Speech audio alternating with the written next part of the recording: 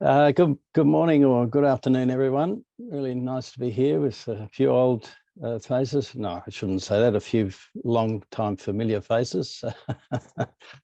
It's great to see people, still involved with all the experience you've got. When I first went to Macedon, part of in Ash Wednesday as part of a children's hospital team, I was asked to go there because I was interested in group psychotherapy and groups. And they thought it would be good to have someone with a group perspective. And I started to really look at the social process from the beginning. And that's when I started to see the outlines of this process over time. Just when people thought they had a handle on what was happening, the process would change. And I remember vividly sitting in a little French cafe in a small country town near Macedon when there was a second fire, trying to explain what we had observed for the crew coming into this second fire. And I remember vividly the whole thing just folded into a sort of a sequence in my mind. And I want to share that with you because it's been a really important guideline for me. And I think it's based on really fundamental aspects of human psychology, human social psychology, you might say. And it's been absolutely wonderful for me to see Daniel Aldrich from a completely different point of view bring huge resources of statistics and social surveys and so forth to actually confirm the process that I've observed in people's lives. So I'm going to share my screen now. What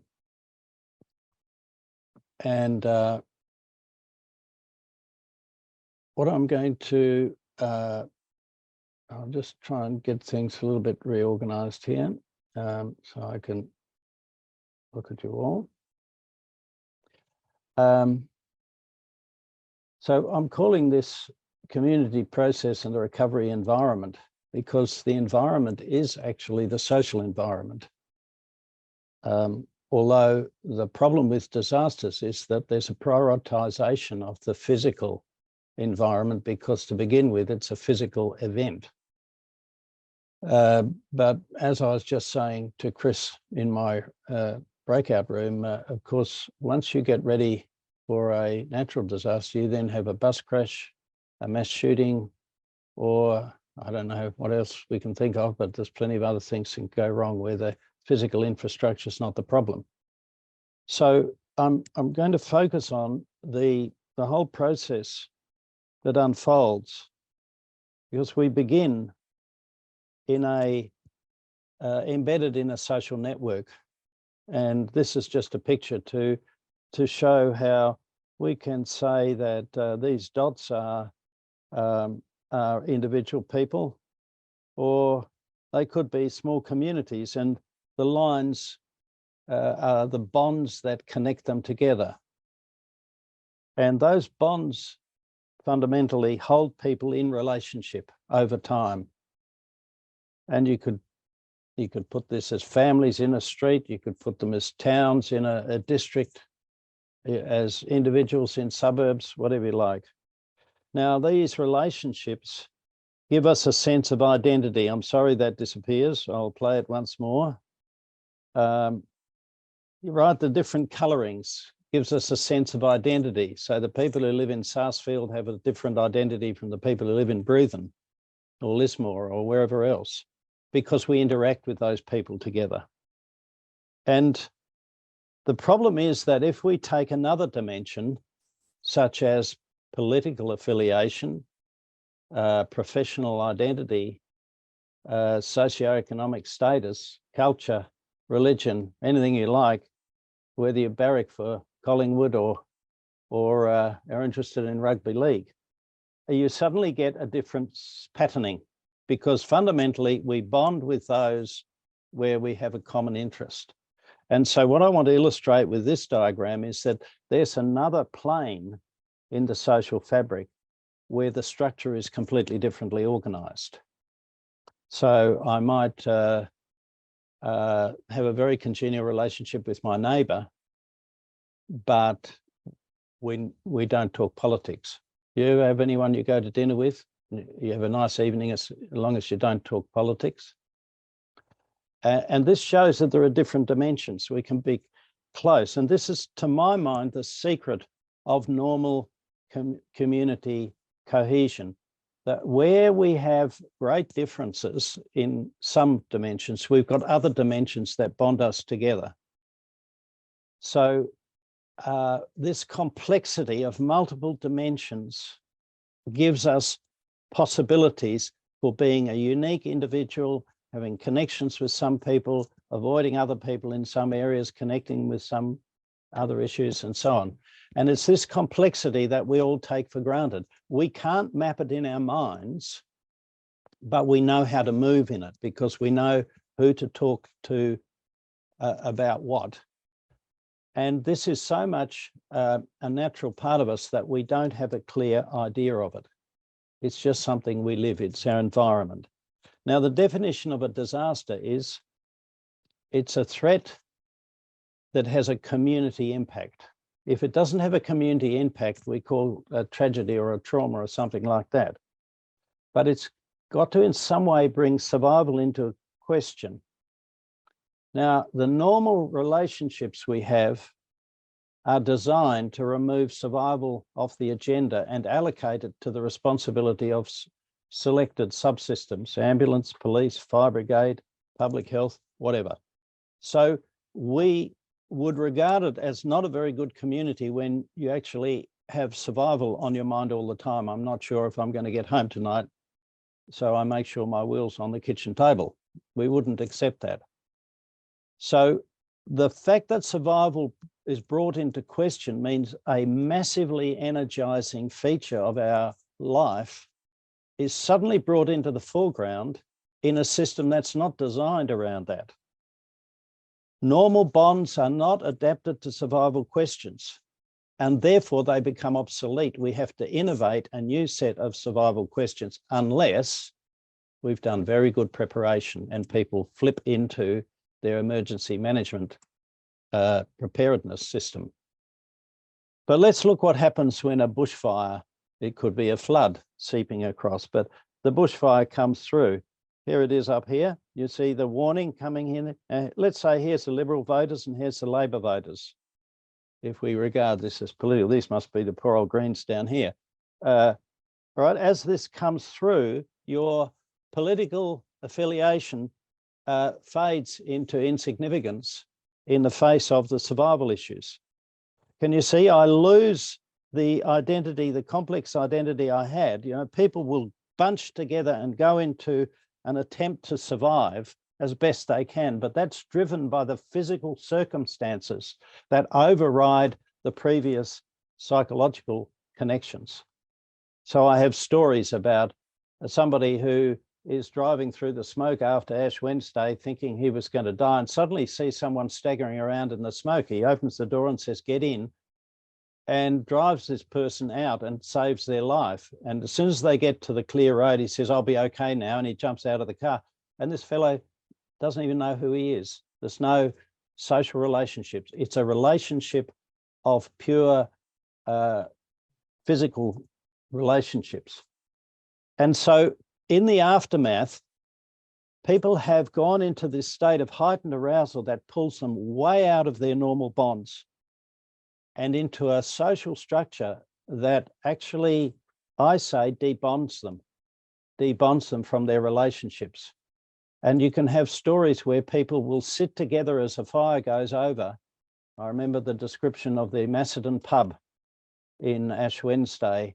There were about 200 people in there, and it was dead silent as the fire went over. Because each person is thinking, am I going to die? And maybe they'll include their loved one and maybe their dog and their goat and their cat that they've got on their lap. But everyone goes into this personal survival state. The higher the arousal, the more egocentric we become. It doesn't mean we become antisocial. We'll help anyone who's physically available, most of us. But we go into this very specialized state. And I think this is the moment of debonding, and this is what causes a complete discontinuity with the previous system. The social debonding means I go into a pure instinctive survival mode, unless I'm very well trained, and breaks this continuity of connection that I had. And the problem is people are so focused on the danger that they're not aware of the different state they're in. So they're not clear about how they've changed. And what's changed is all of the framework, all the constant structures that should be the frame of reference. That's all gone. And therefore, it's fundamental that the reversal of this debonding is neither automatic, immediate, or complete. That depends on what's happened. And I could cite you people that I've worked with who, you know, after it could be a natural disaster, but after shootings, just don't know what to do. So they just go home and nobody talks to them for hours, and they sit at home ruminating and processing their PTSD loops, and they're getting ingrained. What happens in this immediate aftermath is incredibly important for recovery or further damage. Now, in a natural disaster, people will all tend to go somewhere and they'll congregate. Now, let's look at what happens. They're all bright red dots. They're all highly aroused and disconnected. They're not Liberal voters or Collingwood barrackers. They're survivors. And they have an illusion that they're all the same. They've all been through the same experience.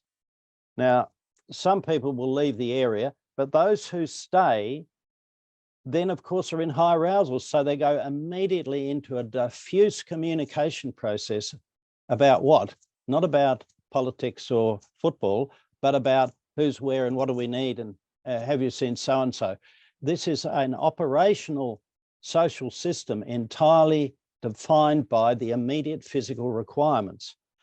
Now, that's lost the whole complex multidimensional structure. It's a plum pudding. It's a fusion, I call it.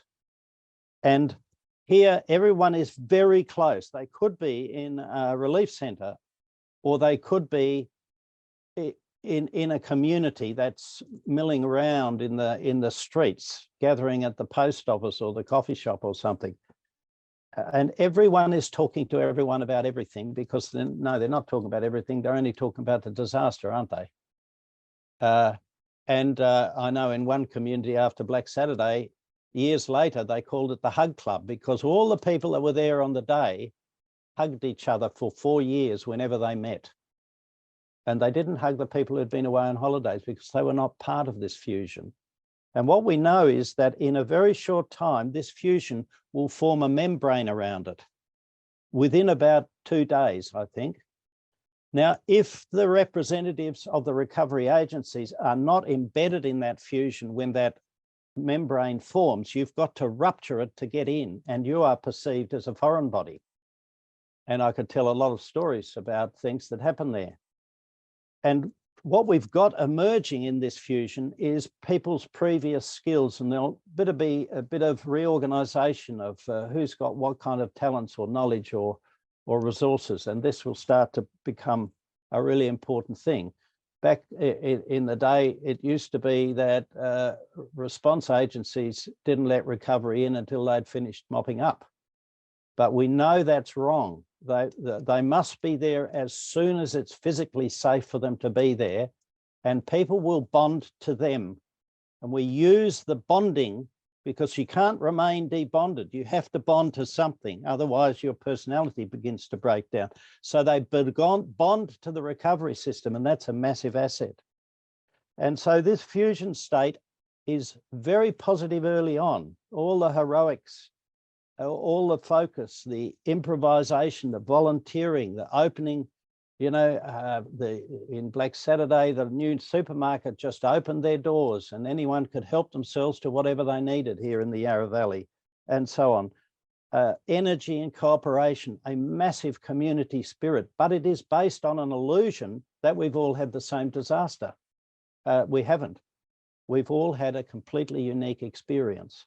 Two people could be sitting beside each other and one thinks, this is dangerous, but we'll be all right. Another person thinks, oh my God, we're dead. and has a life-changing experience. How do they get to understand each other if, for example, they're a married couple or neighbours? And as time passes, the differential impacts of the disaster start to show up. Somebody's lost everything, somebody's had a bad trauma, somebody evacuated, somebody else didn't. And so there is contagious emotions. The fusion is, you think of it in COVID, having all these people in close contact, it's like they're all coughing over each other. You're going to get massive contagion. And therefore you get the propagation of myths and rumors. And people in that state are not capable of complex thinking, so they've become just thinking in stereotypic ideas and very simply going with the thing that's their egocentric priority. And in the midst of that, people can't get a hearing. They can't explain what's their issue. And they become lonely and withdrawn with their emotions because everyone's too preoccupied.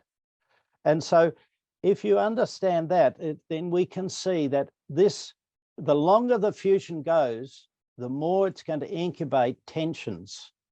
And therefore, I think the real social process that has to go on during recovery is what I think of as a social differentiation process. We've got to tease this plum pudding apart back into a multi-dimensional social structure that allows people an identity and a difference at the same time as being connected. It's got to serve the recovery needs, which are new, as well as hold old structures that are important. But what I've learned, it's a fundamental of social theory. I had to go out psychology to read all this stuff.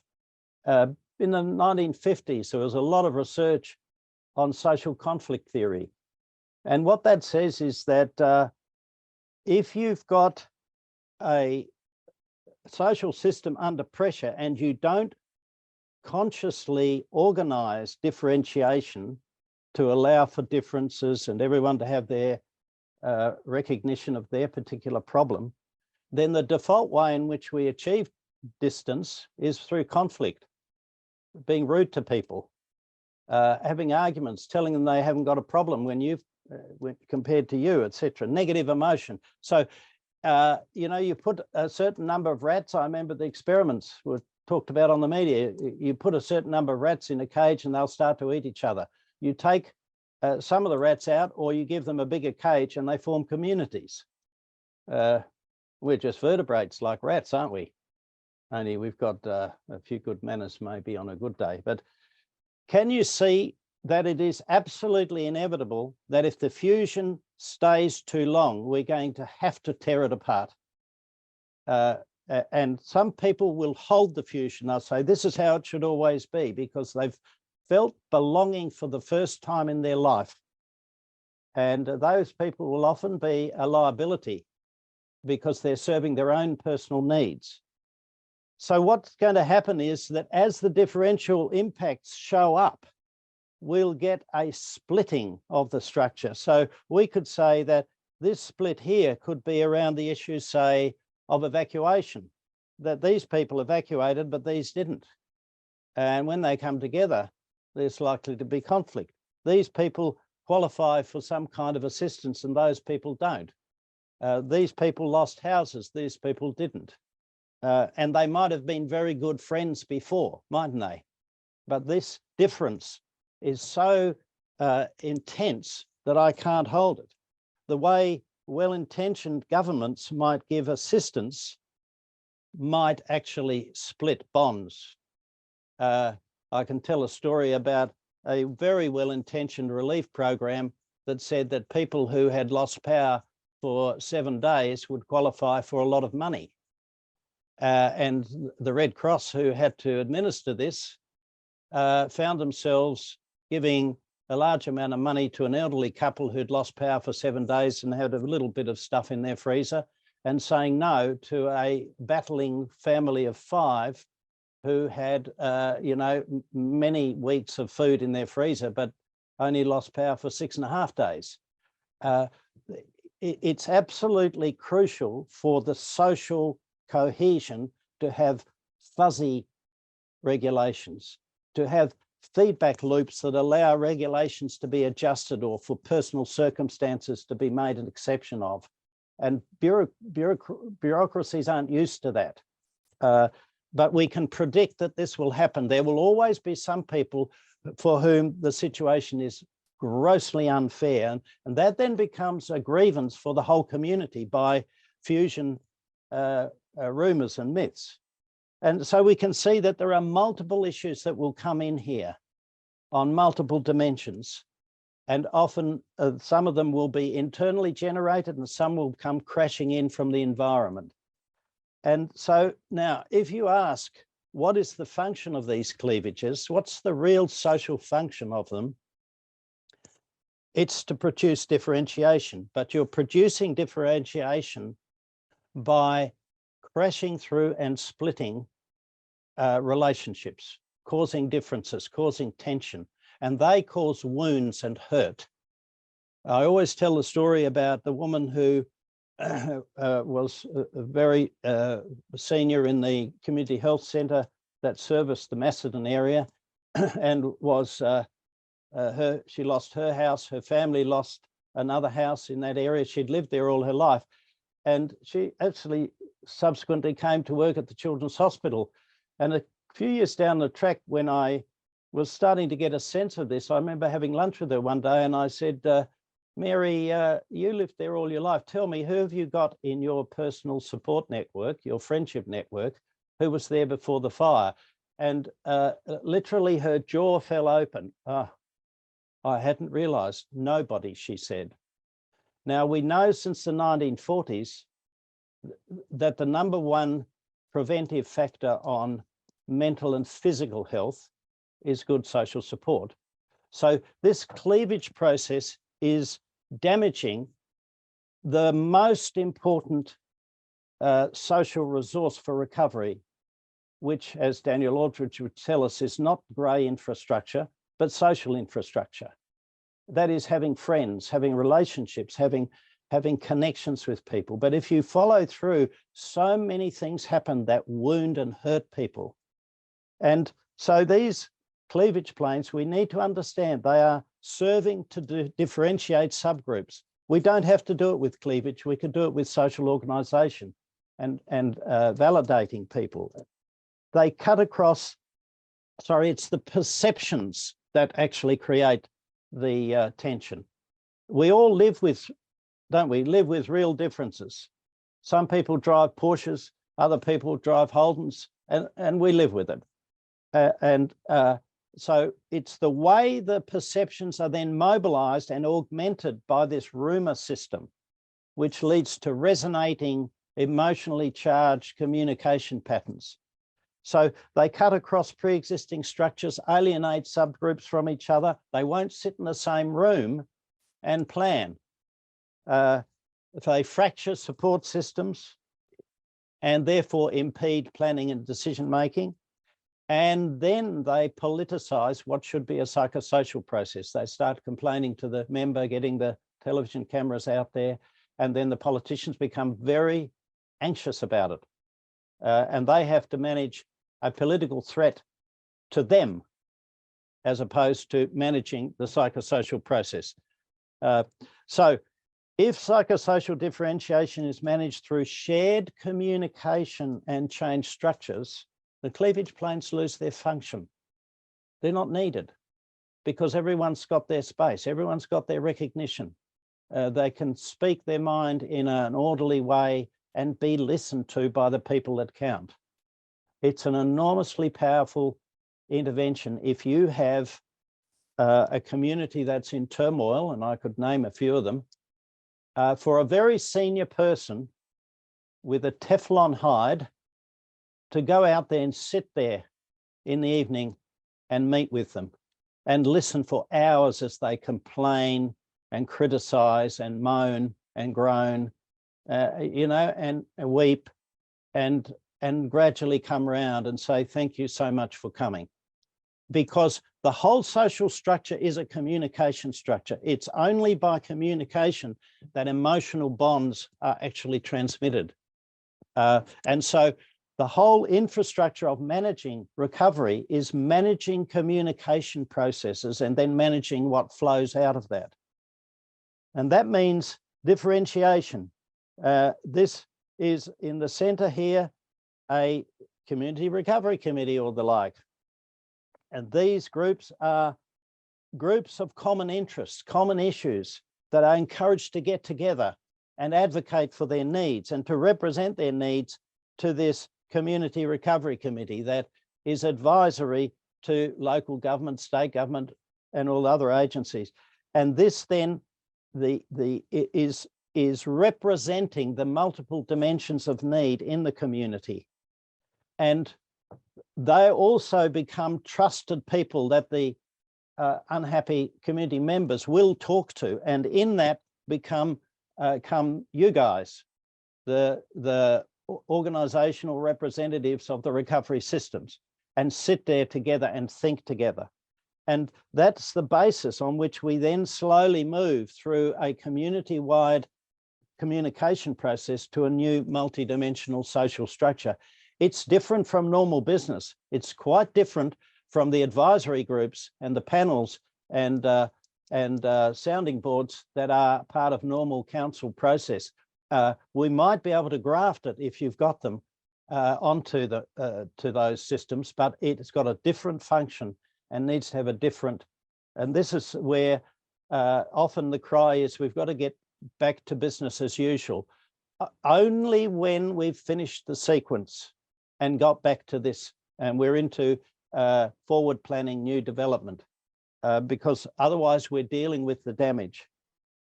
Constructive differentiation is supported by some very simple strategies. Get everyone involved, validate emergent groups. There's a whole literature on emergent groups. People in the Yarra Valley, a long time ago, a group just rocked up here and opened in an old disused supermarket building. They opened a material aid, just volunteer system, started giving out material aid. At the time, the local government pursued their policy and they took over the hall on the other side of the road and started a formal system.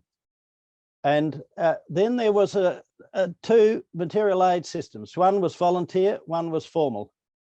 And there started to be conflict. What were you doing on that side of the road? Actually, I worked with the informal group. They had a whole clientele who didn't trust government.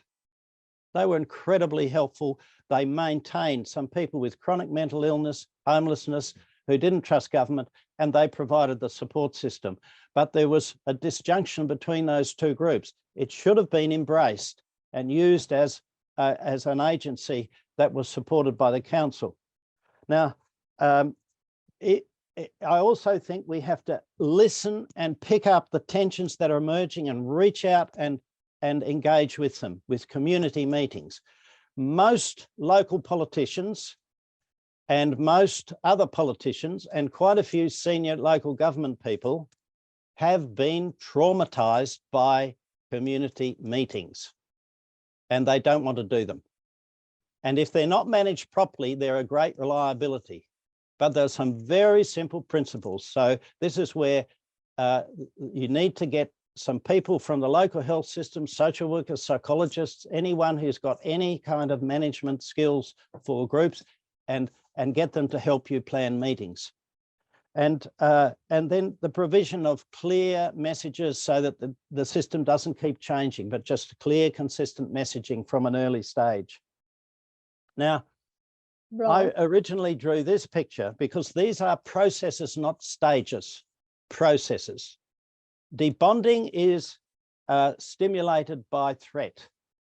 Debonding will lead to fusion because we can't remain in that. And if fusion isn't worked with, it will break up in cleavage planes. But if we pick it in the goodwill stage, we can start differentiation. And if during that differentiation issues come up which cause cleavages, it'll split. People will go back into debonding. They'll suddenly feel the government's not on their side. But premature closure of service provision, etc., puts them back in all these stresses. So this is a dynamic process, and I think this is what we have to get around. Think of them as processes that will be stimulated by issues. And so there are a number of very simple ideas that become principles. Robert, Sally here. Sorry to interrupt. Just she wanted me to give you the 5-minute warning. Yeah, Thank 5 you. minutes already. Yes. Okay. Thank you, Sally. Preparation and planning reduce debonding because you hold on to knowledge and you've got things that are planned. The degree of debonding will determine the degree of fusion. So any reduction of debonding by having orderly evacuation processes and ensuring that people know where their loved ones are, etc., reduces the debonding. That'll reduce the fusion. And the fusion is the problem, not the debonding, the fusion, going into an alternative, unsustainable social fabric. And that if we understand that that's time limited and is going to produce cleavages, the cleavages will be produced by perceptions, not so much realities. And it's perceptions can be worked with. We can't get government to change their funding criteria all the time, unless you've got someone like Christine Nixon at the head of your recovery system. But we don't always have that. But you know, you can have individuals, but basically we can manage how they're perceived. Information about what people have got in common, in spite of their differences. They all live in the same community. They've got history. They've got the future in common.